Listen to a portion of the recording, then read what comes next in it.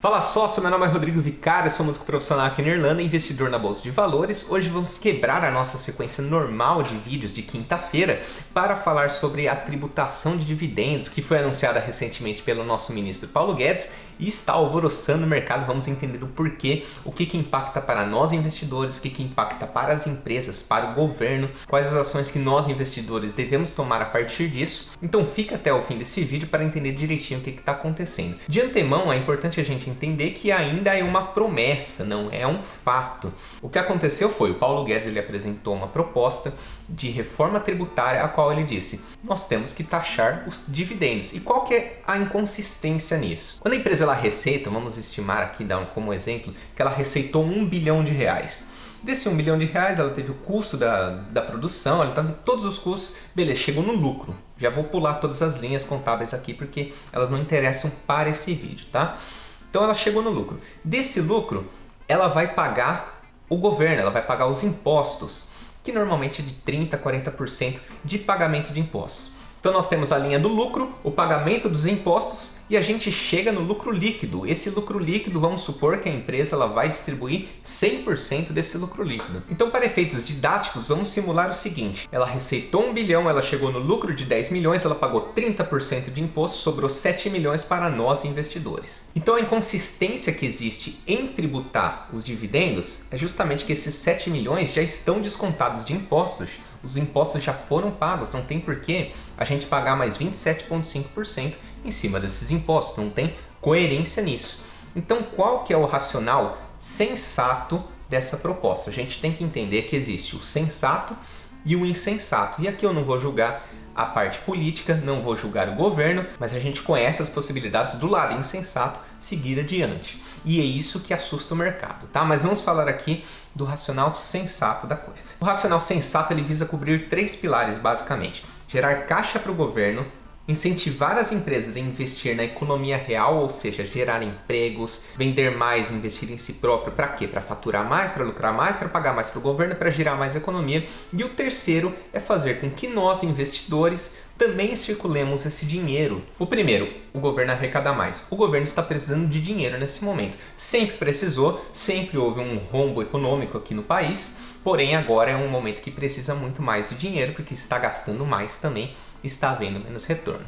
Segundo, a empresa, o lado da empresa. No momento que a empresa ela fica inibida de distribuir o seu lucro para os seus acionistas, ela resolve então investir em si própria. O que significa investir em si própria? É estar motivada, incentivada fiscalmente a contratar funcionários, a trazer mais gente, a investir em si própria, a investir em marketing, a investir em crescimento e fazer a economia de fato girar. Porque no momento que eu dou um emprego, aquela pessoa ela tem uma renda e ela começa a gastar. E isso gira a economia. No momento que eu gero desemprego, eu gero recessão, eu gero receio dos funcionários, dos trabalhadores, eles não gastam, isso não gira a economia e recessão gera recessão. O medo de uma recessão normalmente é o que gera recessão. Aquele medo de gastar dinheiro, você para de circular a economia parada, economia em recessão. E o terceiro ponto, para quem está construindo patrimônio como eu e você e vários outros investidores buy and hold, quando a gente pega nossos dividendos e reinveste numa determinada empresa, isso não gira a economia. A gente está comprando ações e está deixando nosso dinheiro paradinho lá. Então, voltando ao que seria sensato realizar, e é isso que estimam que possa acontecer,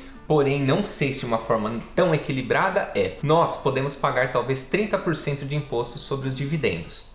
Correto? Ou seja, a empresa pagou 30, a gente pagou 30, não faz sentido. 60, bitributação é crime. É crime, existem leis que não permitem a bitributação. Então a ideia é justamente de reduzir a primeira carga de impostos, a da empresa. Lembra que ela pagava, no nosso exemplo, 30% sobre o que ela lucrou? Que ela saiu de 1 bilhão, ela foi para 10 milhões e desses 10 milhões ela pagou 30%. A ideia é o quê? Que ela comece a pagar, por exemplo, 10, 5, para sobrar mais dinheiro no caixa dela, e no momento que ela tem bastante dinheiro em caixa e não tem tanto sentido ela distribuir isso para os acionistas, ela resolve pegar aquele dinheiro e investir em si própria. Então a ideia é muito boa. Agora, a parte insensata disso tudo e o grande receio do mercado é justamente que a conta não feche, que cobre 30% de nós investidores e talvez reduza 2% da empresa. Isso não vai fechar, a conta não vai fechar. Isso vai cumprir puramente apenas o primeiro pilar dos 3 que eu comentei com vocês, que é gerar caixa para o governo, mas o governo em si ele não consegue dar conta de sustentar um país, precisa da iniciativa privada também para circular a economia da melhor forma possível. Então esse medo de insensatez é o que gerou tanto alvoroço no mercado. Dito isso, como que funciona no exterior? Porque nos Estados Unidos eu ouvi falar que os dividendos já são tributados há muito tempo. Sim, são tributados. São tributados em 30% inclusive, mas a carga tributária das empresas, você lembra do segundo pilar? A carga tributária das empresas é baixa. As empresas elas reinvestem em si próprias. Se você pegar empresas como Apple, Facebook, Berkshire, Amazon, elas investiram tanto em si próprias que elas cresceram num nível absurdo. Elas não precisam necessariamente distribuir dividendos para se tornarem empresas rentáveis ao acionista. Existem duas formas basicamente do acionista ele ser remunerado, que uma é o aumento da cotação, e ela se dá justamente quando a empresa ela pega esse dinheiro, investe em si própria e dá resultado, ou pelo pagamento de dividendos, que é quando ela já está num platô, ela já está numa posição muito elevada, que ela não tem muito para onde crescer. Por exemplo, um McDonald's, uma P&G, uma Johnson & Johnson, eles não têm muito mais para onde crescer. Então todo lucro que eles pegam, eles pensam, o que eu vou fazer com esse dinheiro? Compensa investir em mim? Não, porque não tem mais para onde investir. A gente já tem restaurante em todo lugar, no mundo inteiro. No caso do McDonald's, no exemplo do McDonald's. Então vamos distribuir para os acionistas. Mas saiba que lá quando eles forem pagar imposto para o governo, a carga tributária é baixa. Justamente por existir esse incentivo ao empresário de lá. Tá, sócio, mas e aí? O que as empresas podem fazer a respeito disso? Se vier a tributação, se não vier, como que elas podem contornar essa situação? Já é prática comum no mercado dos Estados Unidos o seguinte, a recompra de ações. É um negócio meio confuso de entrar aqui na nossa cabeça, mas ela basicamente compra as ações e cancela. Como funciona? Vamos supor que existem 1 milhão de ações daquela determinada empresa e cada ação vale R$10. Ela vai lá, ela compra 500 mil ações, cancela aquelas ações, portanto existem apenas 500 mil ações agora em circulação. A sua ação que valia R$10, ela tende a valer o dobro, porque agora existe uma menor oferta daquelas ações no mercado. E é isso que tende a acontecer. O McDonald's, por exemplo, você pode verificar no balanço deles que eles possuem patrimônio negativo justamente por isso, de ficar comprando e cancelando as suas próprias ações para gerar valor ao acionista sem ser por forma de dividendos, já que dividendos é tributado. As empresas daqui elas podem passar a fazer a mesma coisa. Isso praticamente gera o mesmo efeito. Mas lembrando, se você for vender aquela empresa, você vai pagar imposto sobre o seu lucro se você vender acima de R$20 mil no mês. Mas quando a gente fala numa realidade de 20, 30, 40 anos, muita coisa vai mudar. Você pode vender uma parte, mas aí entra para outra discussão como que você vai utilizar desse patrimônio, tá? Mas acho que ficou claro aqui como que a empresa ela pode contornar essa situação. E o que muda nas cotações agora, curto, médio prazo? O que tende a acontecer? O mercado nunca deixa dinheiro na mesa.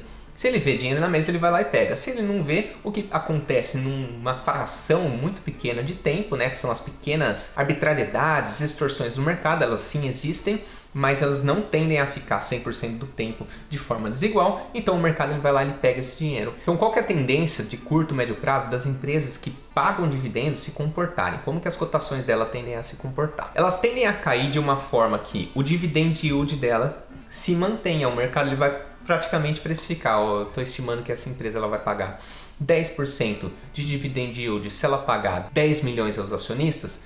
Mas se ela pagar 7 milhões, então vamos fazer uma conta aqui. Vamos vender o valor da ação até chegar no mesmo dividend yield. E o que nós investidores podemos fazer? Muitas coisas, mas nenhuma delas é diferente do que a gente deveria estar fazendo desde sempre.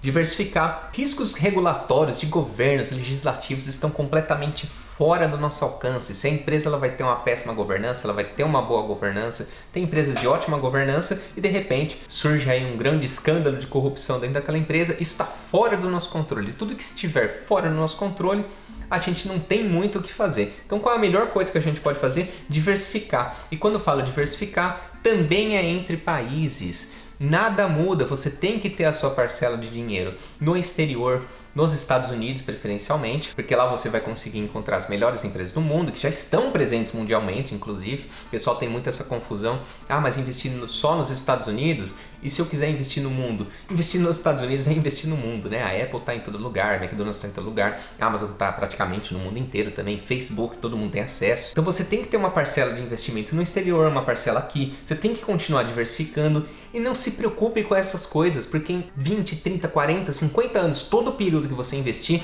seja em renda fixa ou seja renda variável, muitas coisas vão acontecer, muitos percalços que a gente não tem controle tendem a acontecer durante esse período. Então não se preocupe com essas oscilações de curto prazo, se acostume à mudança. Uma coisa é certa, a mudança, ela sempre vai acontecer. Principalmente quando a gente está falando de um governo que sempre vai achar um jeito de abocanhar uma graninha para ele. Sempre, sempre. Se acostume com isso. Se você não está contente com o governo, diversifique entre países, tá? Então se você gostou desse vídeo, deixa o like aqui para dar uma força aqui pro canal. Já se inscreve para mais conteúdos. Eu estou trazendo análises completas todos os domingos aqui para vocês. Então muito obrigado pela sua companhia, pelo seu tempo. Até o próximo vídeo.